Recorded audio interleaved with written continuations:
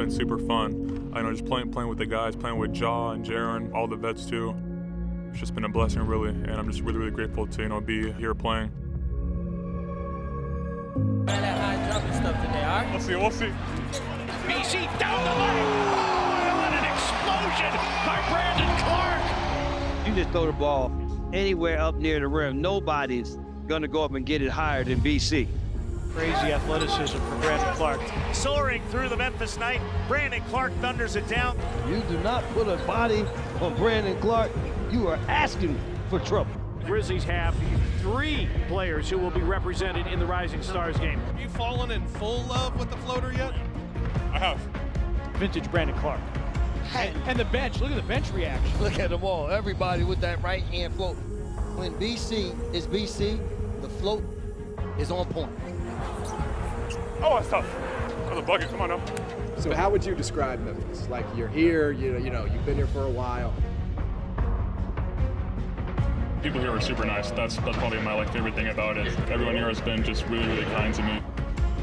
I've been really wanting to get back to Memphis for every year that I've been here. What's up, man? How are you, man? I got you. Giving back is always fun, so it just feels great.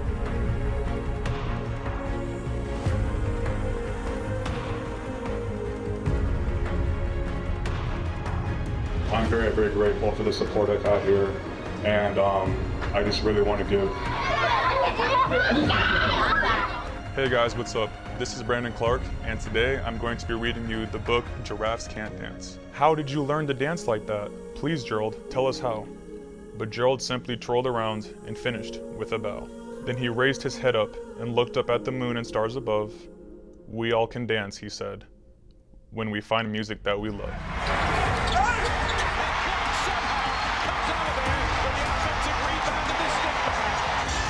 Two Timberwolves inside fighting. That's Karl Anthony Towns and Vanderbilt.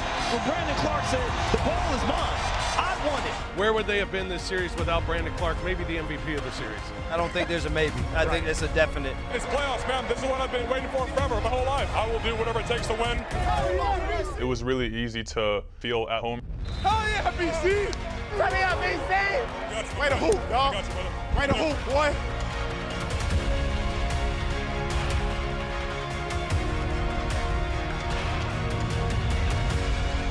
Yeah, baby. They can't guard you. Come on. They call him the block paper trade market. I see you, boy. You know the vibe. Yeah, Luke.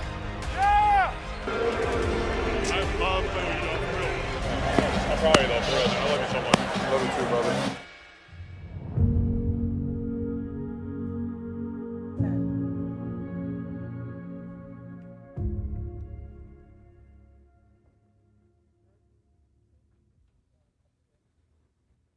Welcome in, everyone. Bennett Doyle in for GP today. As you know, it's been a really tough week in this building and a tough week for the Memphis Grizzlies community as we lost one of our own in Brandon Clarke, a true fan favorite, one of the longest tenured players with the franchise, someone who meant a great deal to so many people here in this community and beyond. So we're going to celebrate BC today. We're going to honor him the best that we can. I've got 2 guys here with me in studio today that probably spend as much time with Brandon as anyone. So I want to welcome in Grind City Media senior editor Michael Wallace and Grizzlies TV analyst, longtime NBA veteran Brevin Knight. Guys, I wish we were doing this under different circumstances, but I really appreciate you both being here today.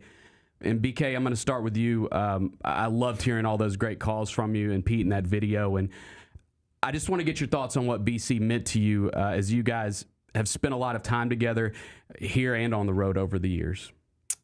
Well, first I'll say that's no disrespect, but I told the guys when I walked in, I said, I think the only way I can do this is with these shades on. I know it's not a norm, it's not how you would normally see me, but I think the thing with BC was, even though you didn't hear him talk a lot, he still was a big leader for this team.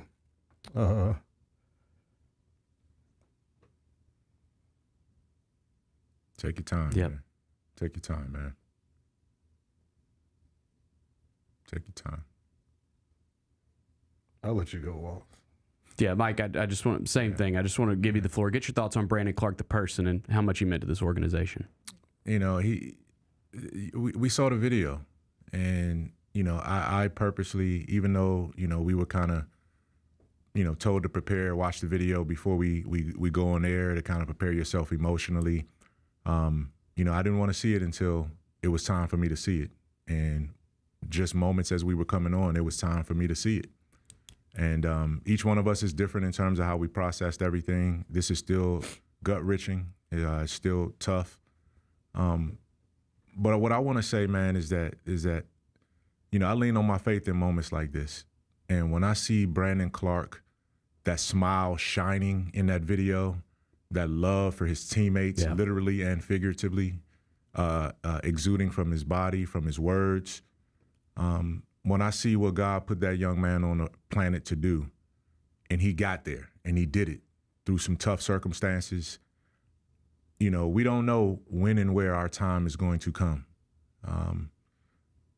But what we hope to do is to live out our moments the best way we can. And I've never seen Brandon Clarke in person with anything other than encouragement and a smile, man. And as hard as this is right now for all of us, that young man maximized his 29 years on this earth.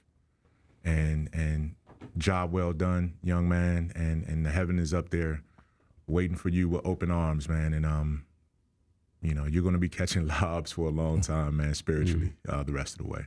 Well, I think I'll talk about the basketball side. I think that at least that'll let me. Yeah. That'll let me talk. And so from the basketball standpoint, you think back to we were grit and grind. Everything was rough and tumble. Yeah. And we always said, boy, it'd be nice if we had somebody that could play above the rim. How would that change what this team would look like? And then all of a sudden, it comes in this guy, Brandon Clarke. And it's like, okay, we saw the highlights at Gonzaga, but how would it translate at being a center in the NBA? He's undersized, and not just undersized, he's not going to overwhelm you with his physicality. Yeah. But it was like the first day he stepped on the court, you could just see that it didn't matter about all of those other things. It was just going to be straight about if your heart wasn't going to be big enough, he was going to win the battle every single time. Yeah. And that was him, not just on the floor, it was off the floor. Yeah. But he changed the way we were able to play basketball.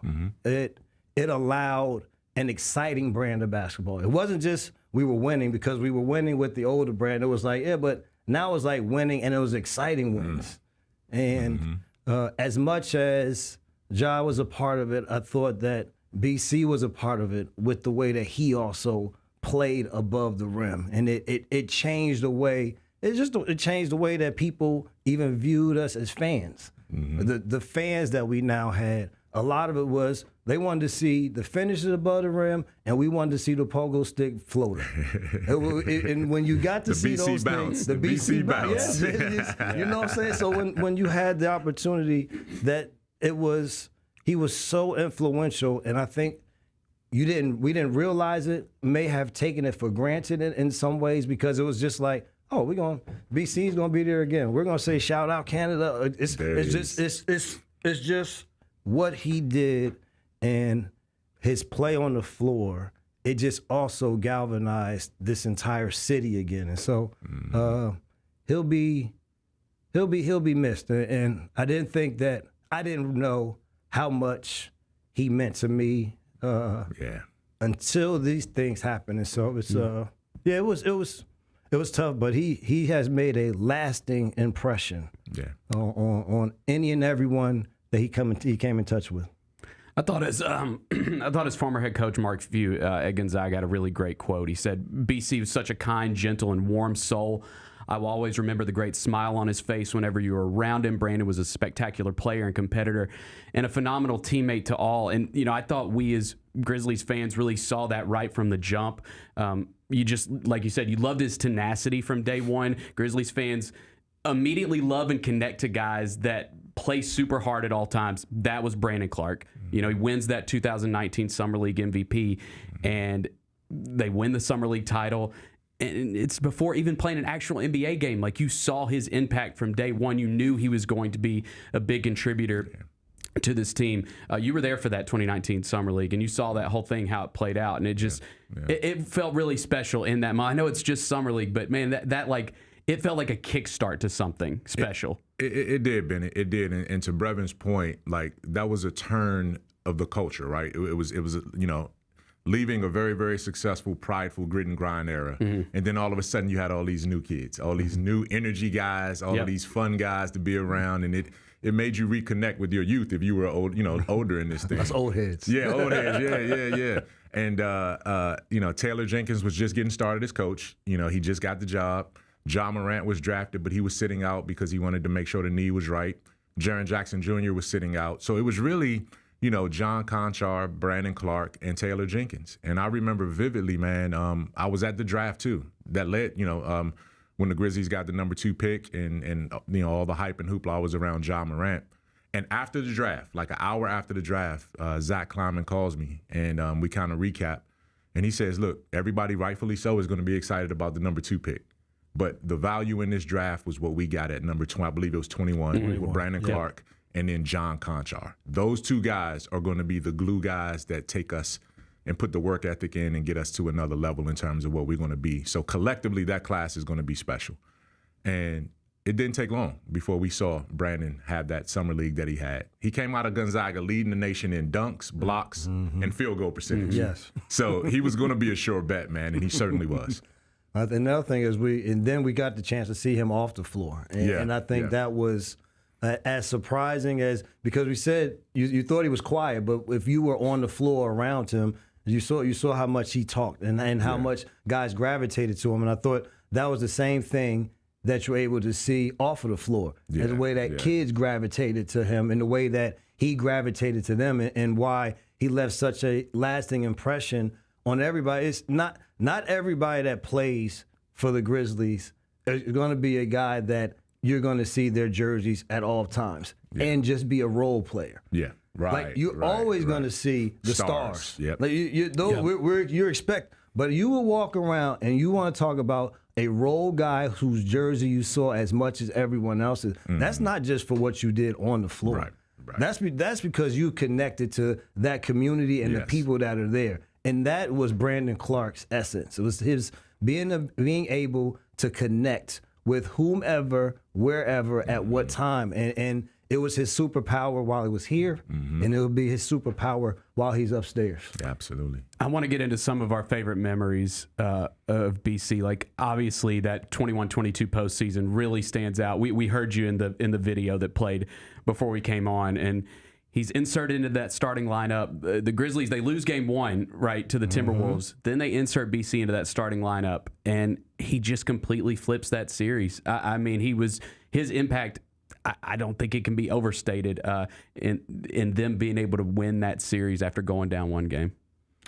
Listen, when you look back and when we're going to have this, it's like, man, what moment? And this is before even seeing the video. It was like, well, what moment would you go back to? And I was like, bro, I would go back to that playoff series against the Timberwolves. Now, I couldn't have told you what year because my memory is absolutely shot. But I remember him being, as I said, as we saw in the video, he was the MVP of the series. It wasn't let's see, it could have been this. There was no could have, would have, should have. It was definitive on who was the player that allowed us to win the series. It was Brandon Clarke, and I thought that was I thought it was good for him to be able to see all of the work that he put in, that it came to fruition on the biggest stage that it can be on, and a role that he hadn't played all year. It's a different role under those circumstances, and he still performed at that level. And so, in terms of the basketball, it just spoke to the belief he had in himself, but also just the patience to be able to wait for your time and then take your time. It seemed like all of his greatest moments came against Minnesota, if I remember correctly. Yes. Because there was that series, obviously, where he was inserted into the starting lineup. I want to say Steven Adams was good, but he just wasn't the matchup we needed. We needed the athleticism. Yes. So and that was a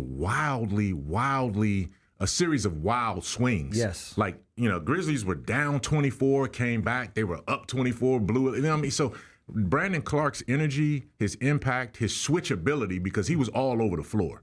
And his ability to be able to impact that series at multiple positions. He was a run stopper when you needed him defensively, and he was a run starter when you needed him offensively because of that. But I say Minnesota always kind of resonated in terms of his biggest moments, because a couple years later, the Grizzlies went up there, I want to say 2 seasons ago, and one of the biggest plays to win the game was him switching out on Anthony Edwards and getting a defensive contest, a defensive stop on Anthony Edwards in a game the Grizzlies won on the road there a couple seasons ago before the injury set in. And then this past season, his first game, only full game of the season was at Minnesota when he came back from the calf and the Achilles situation.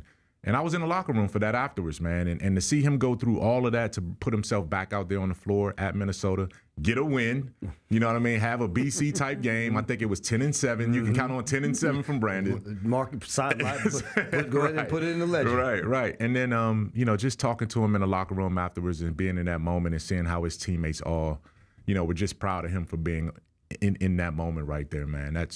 That's my memory for BC from what that meant to him. Well, I'm so glad you brought that up, because I think we were all just so happy when he came back from that injury in December.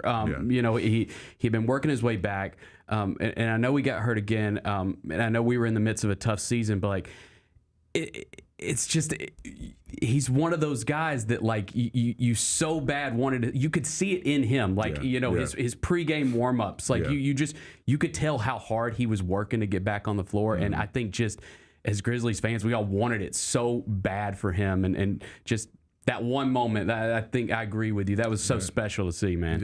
It was. And just like I said, the thing about it wasn't, he played Brandon Clarke basketball. He did what he needed to do. He rotated. He helped out. He attacked the basket. He had a couple lobs in the lane, lobs at the rim, and he had his floater. He hit a floater or two, right? And so he did BC things. But I think just the relief that was on his face in the locker room. Like I'm sitting here right now envisioning where I stood in the visiting team locker room while I was looking at him as he was looking at me, answering the questions. And it was, he couldn't get through a full statement without somebody else beside him, ragging him and like, man, welcome back. That's what we need, that kind of thing. And he looked up at one moment. He was like, man, can y'all shut up? I'm trying to get through the interview. But that was just that moment, man. And unfortunately, man, the young man got hurt the first quarter of the very next game. And that was his last game. But it's tough. It really is when you think about that. And I just remember that relief and that sense of, okay, I'm back in control of my body now, just for a brief moment. Yeah. Also wanted to mention his impact here in the community. He was a big proponent of childhood literacy. You saw him in the video reading to the kids. This past September, for Literacy Awareness Month, the Grizzlies teamed up with the Brandon Clarke Foundation to support A Rise to Read, helping get books into the students' hands across the Mid-South. He went and spent some time with the second graders at Kipp Collegiate Elementary School here in Memphis, and that just meant so much, seeing him have an impact here in the community all these years later, because we want to see these guys that spend multiple years here be a part of the community outside of basketball, and Brandon Clarke definitely did that. Well, I would say that the thing that we say is, like, when we saw BC in those moments on the floor, BC bounced Duncan, you saw how alive he was. Mm-hmm. I would say the next place that you saw him alive was when he was contributing to kids. That was, and I haven't seen him in the studio, so I know how much he loved music. He and Jaren loved to do so. There was probably a light that went on with that also. But in terms of what we were able to, and we were privy to see, that was the other time where I saw him light up.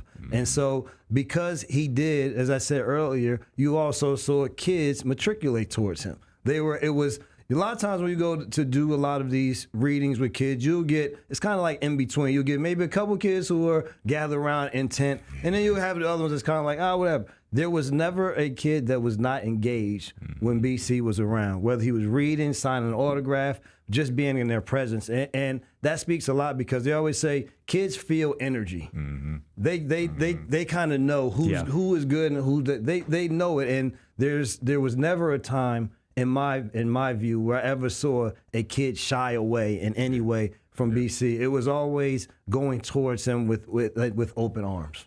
At 6'8", man, he was a gentle giant to these kids. Yeah. Yes. Right. And, you know, he's a beautiful man too. You know, just the way he cared about his appearance, Yes. the way he groomed himself, the way he came across, the way he articulated. You know, he was easy to want to be around and want to follow. And, you know, I was man, when my youngest son, Kevin, called me and told me, you know, he asked me about the news that, you know, did BC pass away? And I said, yes, it's true. And he said, you know, the thing that came to mind for him when he first heard about it was that, man, when we were having a Grizzlies Forward Scholars event and Brandon came in as one of the guests right here at FedEx Forum, and they were meeting with fashion designers, and we were learning about fashion. BC had just come back from that summer. He took a trip to France, to Paris, with his fiance at the time, and he got into fashion. He was real big into fashion and fits and all of those kind of things. So he wanted to lend his fashion critiques to these young Grizzly scholars as they were putting together designer outfits. And it was a lot of local designers, and you know, that's what pretty much, it was a precursor to our, what is the, when we do the Collabs? The collabs. Yeah, it was a 191, precursor to the 191 collabs that we eventually did. So we had all of those designers working with young kids about designing clothes, and BC was the guest speaker, man. Awesome. And, you know, he came in and put fits together with these kids and showed them why fashion was important. And so for that to be as many dunks as these kids loved and saw, as much basketball as he played, for my son to say that was the moment that came to mind first. Yes. That BC stood beside him and helped him design a fictional outfit. That tells you everything. Yes. Man. That tells you everything. Well, guys, I appreciate both of you being here again today on this difficult day. I wanted to give you both the floor, and you know, if there's any final thoughts that you want to share before we end today, Brevin, we'll start with you. Oh, I just got one thing to say, brother, man. Shout out Canada. Yes. You'll forever hold a place in my heart. Dang, man, I should have gone first because that should have been the way we ended it right there.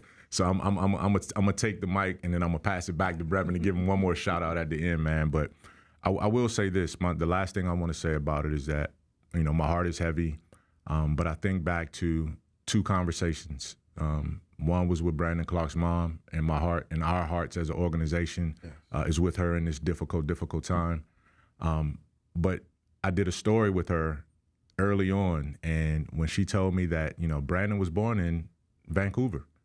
Right, a lot of people didn't really kind of know his Canadian ties like that, but he was born in Vancouver, and she took him to a Vancouver Grizzlies game when he was 1 or 2 years old, and he had a little baby Vancouver Grizzlies shirt on, and she showed the photo, and you know, when he was a baby, and nobody knew that it was going to end up with him coming back to play for the Grizzlies as a basketball player. But that was a very, very special moment that she shared, and I'm thankful that she shared that with me at that time. And you know, the other part of that was Brandon Clarke. When I asked him about this later on, he talked about connecting back to, you know, his roots, and part of those roots was his Jamaican heritage from his father's side. And a couple of years ago, he had a chance to take a trip to Jamaica to reconnect with his paternal side. And so again, man, when I say, you know, you don't know when your time is going to come and go, but if you can maximize those moments in your life as much as you can, you know, all I would say is, man, job well done, man. He got a lot out of those years. Gone too soon for sure. But to know that he was intentional about everything that he did, that's a special young man, and my heart goes out to his family, man. So I'm going to pass that back to the point guard right here, man, to take us out of here. Well, yes, I would say my condolences to his family and to all of those. And there's only one way, as Wallace would say, is we go out with BC. He started it all, and it will live with greater meaning now. Shout out Canada.